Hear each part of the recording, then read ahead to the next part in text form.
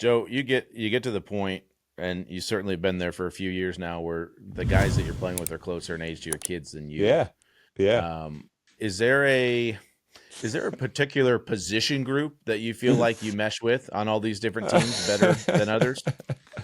I don't know. I'm still kind of the person I am. It is wild, man. It is wild. I've been saying it for a couple years. My oldest son is 13. Like there was two kids on Cleveland that were 20 years old when they came when they got drafted. I mean, it's not even close how much closer my kids are in age to them. I always tell people though, like I've been in a locker room for so long now. It's the same to me. I haven't changed. But these guys, like I don't look at these kids any different than I really ever have, but they're looking at me like with like what the hell, and it wasn't until I think it was when I was in New York. It was when like Sauce Gardner and Garrett Wilson all got drafted there that year, and I had never really thought about it, but that was the first time it hit me, man, why are these guys looking at me so weird? And then eventually one of them was willing to say like, dude, how old are you, why are you still doing this? um Well, and I you've and already you've always been a 40-year-old soul. Now you're just in a 40-year-old body, I That's feel right, like. that's That's right. it. That is it. Hey, to your point, Joe, like I had one of those instances right after I retired. I had gotten to meet some guys out in LA, obviously just training, and Ike Iwanu, left tackle for the Panthers at the time, young kid.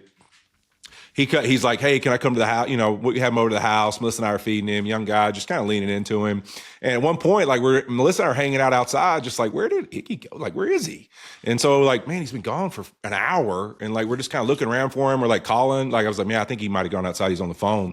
We end up finding him. Like my boys had taken him to their game room and they're playing video games. Yeah. And I'm like, babe, like I invite him over and he's hanging out with the boys. And she's like, honey, he's like 8 years older than them and he's 15 years younger than you. Like, of course he wants to hang out with them. And I was like, you know what? I never really thought of it that way, but you're right. Like Yeah. he is way closer to their age than he is to mine. So he just wants to go play Fortnite with the boys. Like that's what he wants to do is hang out. So I was like, hey I dude, know. anytime, come over and play games with the boys.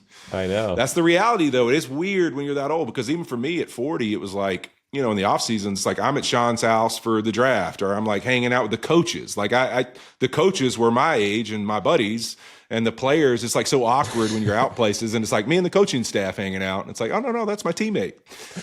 That's wild because I'm older than most of the coaches that I'm in the room with these days. And it just is what it is.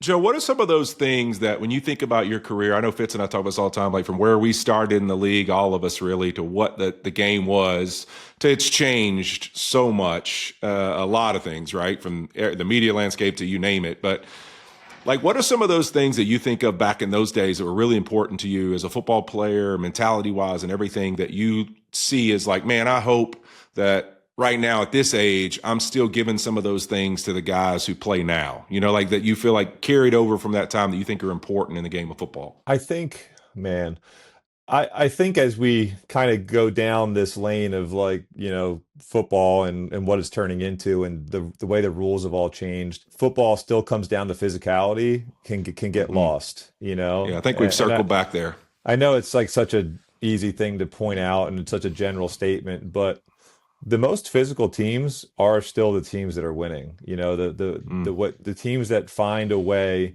um, to do that. And I just think because the game has gone towards speed and guys getting smaller, and now you got to worry about getting fined and penalized for every single hit you make, and all the rules have made it. Not Yep. it's not just the speed and the style, but the rules have kind of made the game kind of go that way to a certain extent. So I think when you're building a team, sometimes you can kind of get lost in the fact that you still have to find ways to be physical. And if you want to have a consistently good team, that's the easiest way to do it. Mm. Love that. Is it less physically taxing for you to play right now than say with 2008, 2009 at the quarterback position?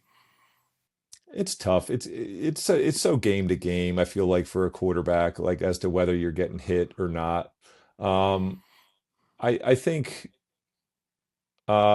Yeah, I think they were allowed to do more to you. Like, it was the whole two-step rule. Like, and Yeah. and that kind of evolved like as I came into the league. Like before that, they were willing to give you two and a half, three steps, and then it turned into like two and a half steps, two and a half, two steps. Now, if they hit you late at all, like it's usually getting called. And um, but I don't think that that has taken away from the physicality necessarily that you deal with as a quarterback, at least in the pocket. I do think because the way the game's gone, those guys are a little bit more tentative to pull up, a little bit more willing to pull up, like when you're about to slide or dive head first or go out of bounds.